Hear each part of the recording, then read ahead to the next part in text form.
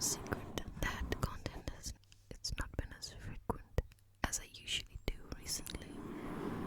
I mean, I put this down to, first of all, I had technical difficulties. My computer decided to be a massive pain in my ass.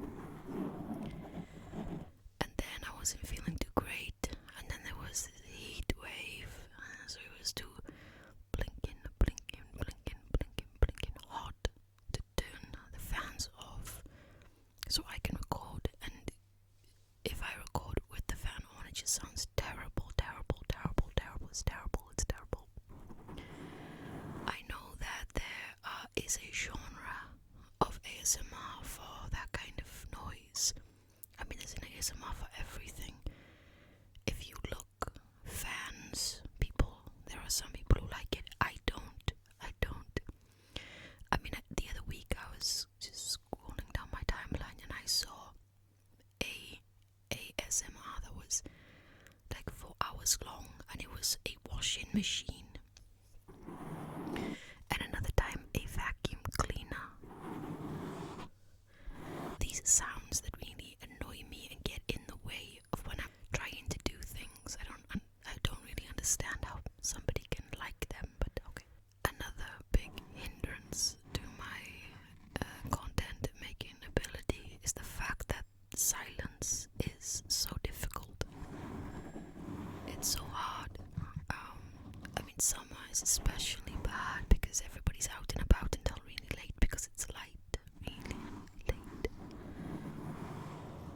And, just nobody will shut the F up. So basically the only time that I really have to record uninterrupted without being annoyed is after 11 p.m. and after a full day working and getting stuff done. I really don't feel like recording at that time. It's just, I want to relax and chill.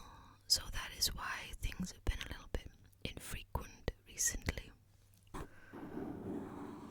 That will probably continue throughout the summer, if I'm honest. We will always have content every week, but not as much as we did previously.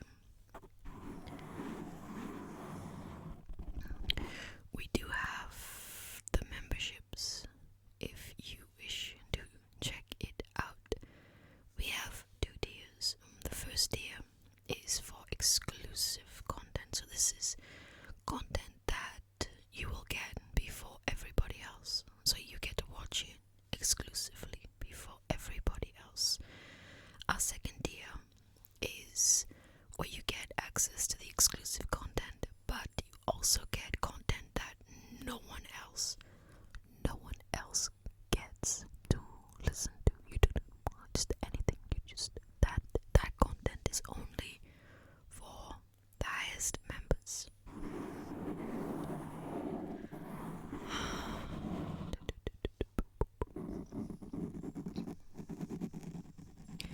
And I always feel in this last year that I've just constantly gone from one emotional crisis to another emotional crisis. It's been just draining. A lot of the time I need something to take my mind off things, and I work a lot. Let's just say that.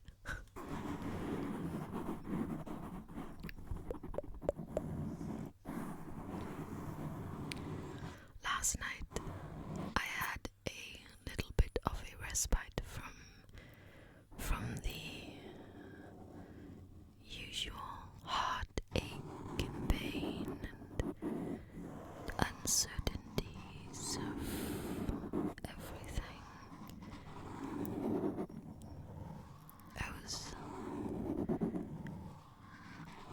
I had intended to go out, let my head down, just relax. But in the end, after working all day and it was Saturday, I just wanted to chill, just relax and chill. I already scheduled my members video for yesterday, so I just decided to relax. I actually put The Sims on and I had a little play. Incidentally, for members, I am doing a kind of a funny thing where we take some characters and we just follow a whole family life, and then I not play it but tell the story, and already there's just a lot to talk about. The next update is going to be a really long one because a lot of stuff has happened. Anyway, so while I was playing The Sims, I happened to pop into Twitter to see what was going on. You know, everybody's in hysterics on Twitter. Everybody is an expert on things that you would not normally expect, you know, the terminally online to be experts at. You know, last week they were experts at Titanic and submarines and the such, and on the weekend, just recently, they were experts in coups. Yeah, coups. Russian coups. I don't know how they were experts, but they were, okay. Anyway, I tend to have little breaks from Twitter, and because, you know, I use it to just, you know, mess around, just have some fun. You know, just that's it. That's what I use it for. Instagram is for business. Twitter is for, you know, fucking around and finding out. Anyway, I popped in and I started seeing all these posts, all these rapid posts that Lana Del Rey was performing in 10 minutes at Glastonbury. Now, of course I knew it was Glastonbury. I haven't been that out of the game. I haven't been living under a rock. Glastonbury is a pretty big deal, and I of course knew that it was Glastonbury. I have a friend whose sister is working at Glastonbury, so I know. But I didn't know that Lana was playing. Now, if you've watched this channel long enough, you will know that I love Lana Del Rey, and I always have, and I always will. Now, I am a very laid back. It's very hard to impress me. I am not the kind of person who goes, you know, star-eyed over anyone. But I reserve the right to fangirl over Lana Del Rey because that's just something she has that makes me go all gooey-eyed. And anyway, let's move on from this. So I decide to put aside my pain and struggling and everything that had just weighed me down this past couple of weeks. Hell, what am I saying? This past year. And I put on the BBC iPlayer and I watched Lana Del Rey live, and I actually had a lot of fun. It took me back to the first Glastonbury that she did, which was, she's only done two, but the first, which was, I believe, off the top of my head, in 2014. And just went on this nostalgic trip. And she sang these new songs from the new album first, but at the end there was a montage full of, you know, her more well-known and, quite frankly, probably greatest songs, you know, Video Games and Some of Them Sadness, Born to Die. Anyway, I just remembered being, I can't remember how long, it was like 2010 I think, and turning on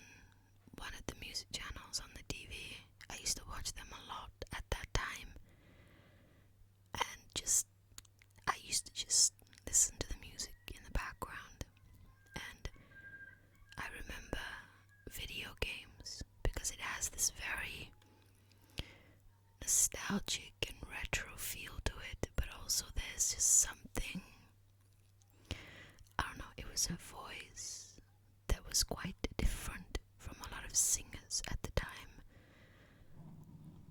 and her look, she was different.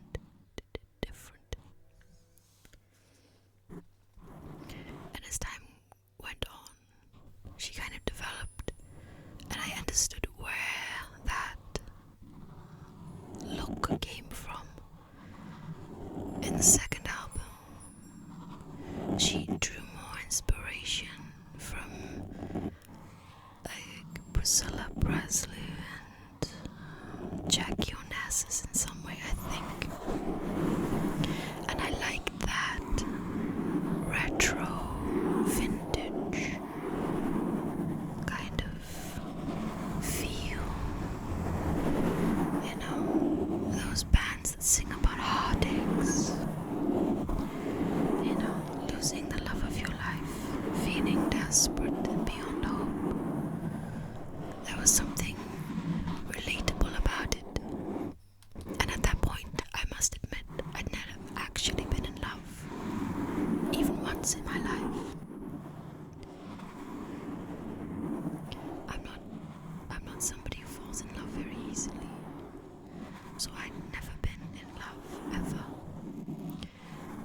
But there was still something relatable about being somebody who was lost and looking for something, looking for a place to feel was home, looking for a place that felt like home, when everything just felt like a game, like you were a pawn, essentially just floating in the wind, never really knowing where to go. I understood that. I still understand that. Almost at the same time as Lana Del Rey first came out, almost, there was Florence and the Machine, and Florence was also someone that I just felt the lyrics. She wrote her first album. I was going through this desperately dark depression, and I understood that because I was as well. And suddenly I heard the lyrics and I understood what they meant. I understood the things I was feeling, and suddenly didn't feel so alone. It didn't take the things away, of course, but they helped. They helped. And that's why, to this day, Lana Del Rey and Florence Welch I just adore beyond words. And I know that it's not very good to like Lana Del Rey in some circles. I know people who think she's like the devil. It's terrible, really. It's weird. She's just a woman. But they always have their reasons, feelings and thoughts. It's their opinion, it's not mine. So for a long time on social media, I didn't really like a lot of posts or write about her at all.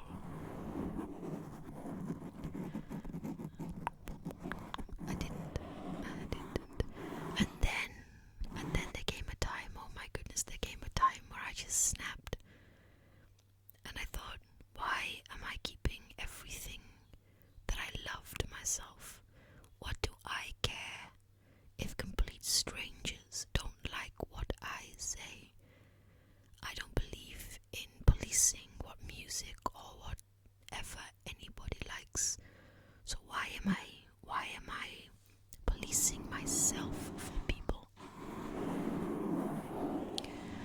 I remember once, right the way back in 2020, it was election frenzy going on. There was a lot of death to this people and death to that people, and I didn't understand the hate.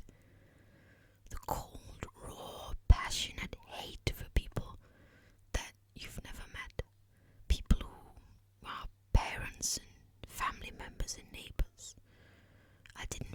understand why the cheering of such horrid things was good. Hate, hate, hate is bred into people on social media. Hate, hate, hate. You must feel the hate. And I know hate. I know that emotion very well. I went through a time when it was the only thing that I felt. Hate. And when you hate with such intensity, the only person that you hurt is yourself.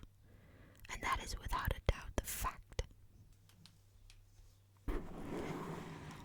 It doesn't mean at all that you have to like the people or care about them or love them in any way. But when you hate someone, the only person that is affected is you. And that hate will scoop you out and make you hollow until you're not recognizable anymore. And that's all you feel.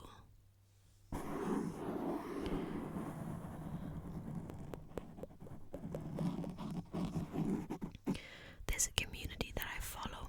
I watch avidly because they interest me. They're fascinating to watch. Hateful people. They are beyond doubt hateful people. And they suck up the hate. They ingest it daily, nightly. That's all they are. Just bodies of hate. And I'll tell you this, they don't look good. They don't look good. They live it, they breathe it, they sleep it, they eat it, they drink it, they hate it, they need it. They need it to survive. And I said this.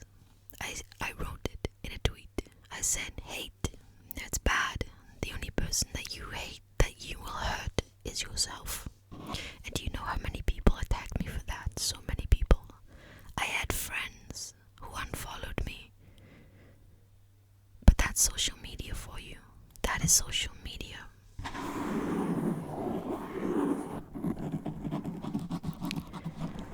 That's social media.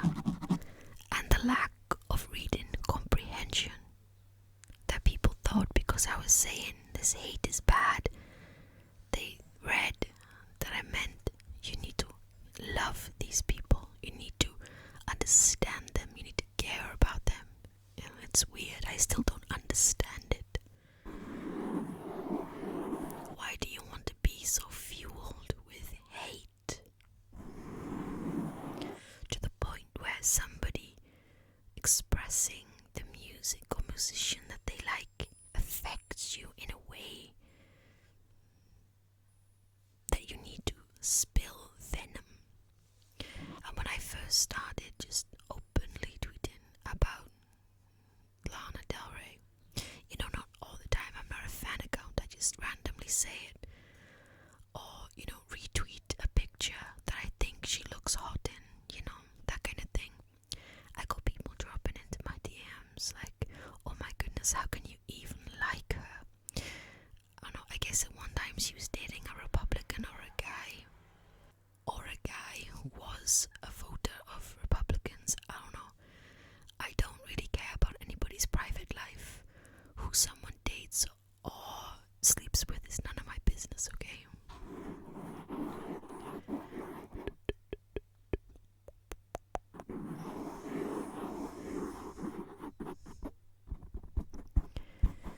I mean, that's one of the reasons why I'm always very glad that Lana Del Rey doesn't have social media. Celebrities tend to think their voices should matter when they don't really know a great deal. They're just actors or singers, or, you know, I don't care about your political opinions. I don't want to know. I still follow the actors and singers that I like that I don't want to be lectured. I don't want to be talked down to. I don't want to be patronized. I don't want to be condescended. Just be you without that stuff. Because there was a turning point on social media where a lot of comedians just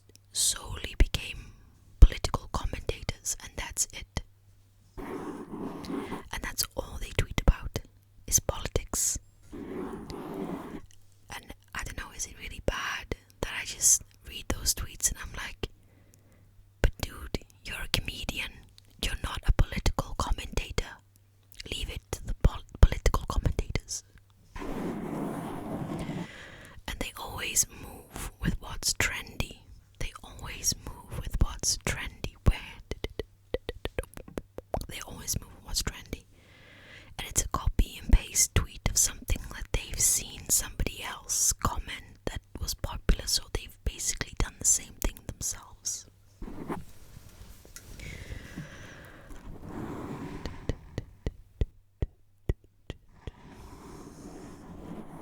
Anyway, I had a fun night anyway, sitting in my room watching Lana Del Rey and occasionally playing The Sims because I was a little bit more distracted by the screen than The Sims, but still played a little bit of it.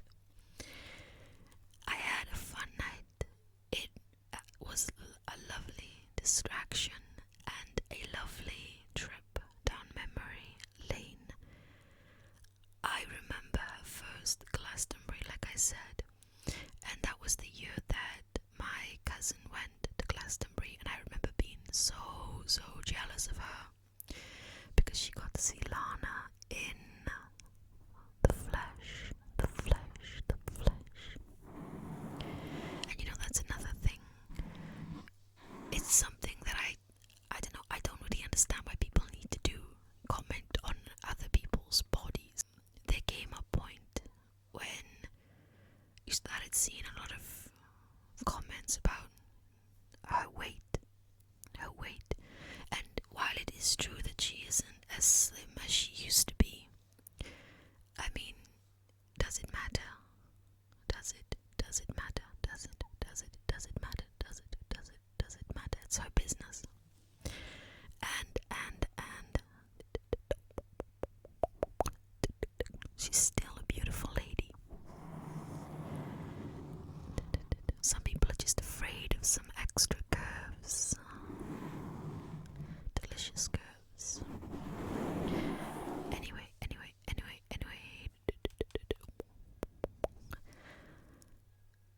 Actually, I'm thinking about it, but I watched this after because I didn't realize they were on.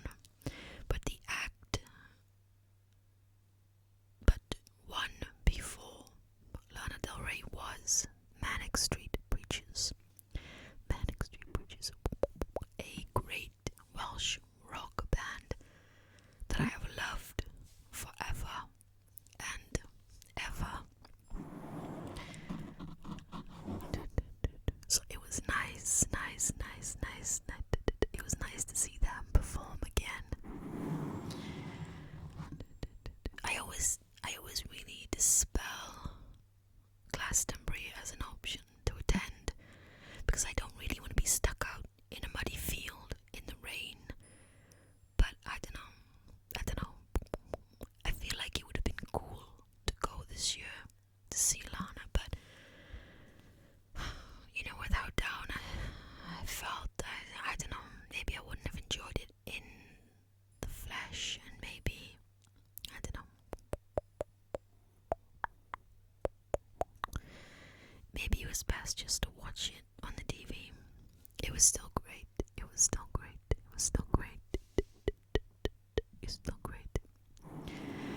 You know, I love her quirks.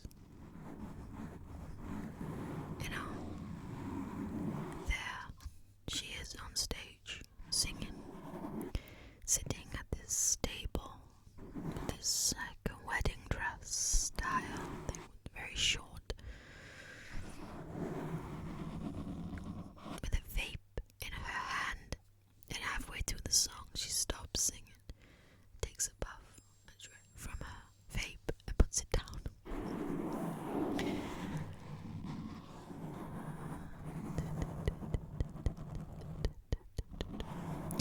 I never really seen the attraction of vapes myself, but that's just me.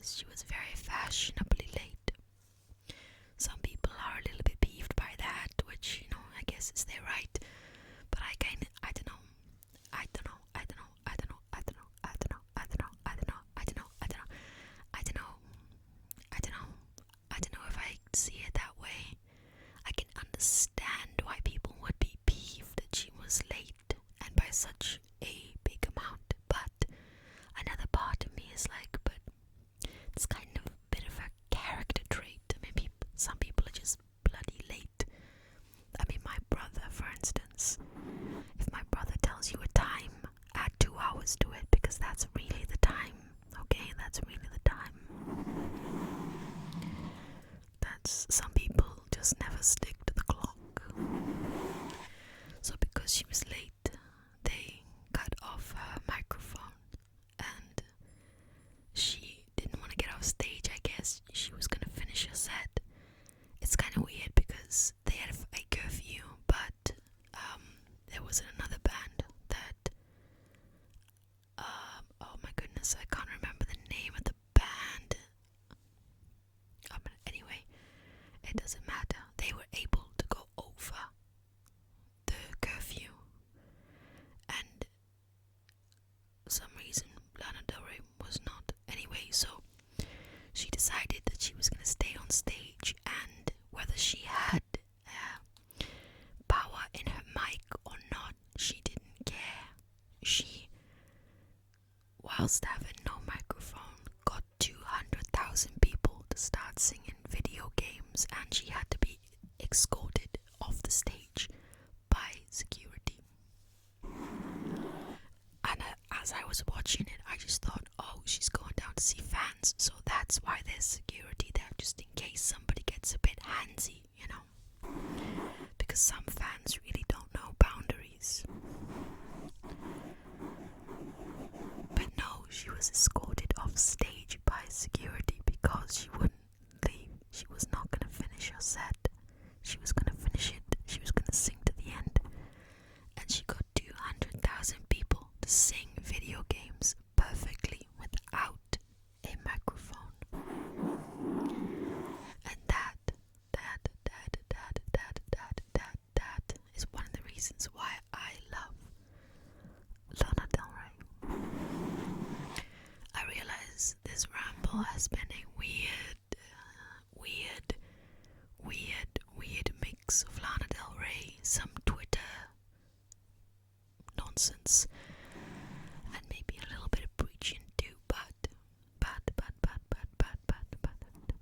it was nice to ramble about something that wasn't views on YouTube videos and subscriber counts and worrying about this and worrying about that.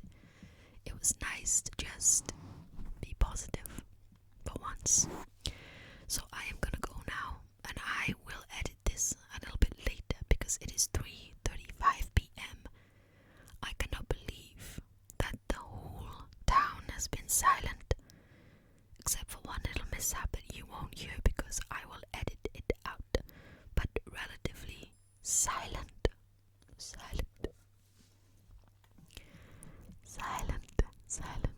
So I can finish this amazing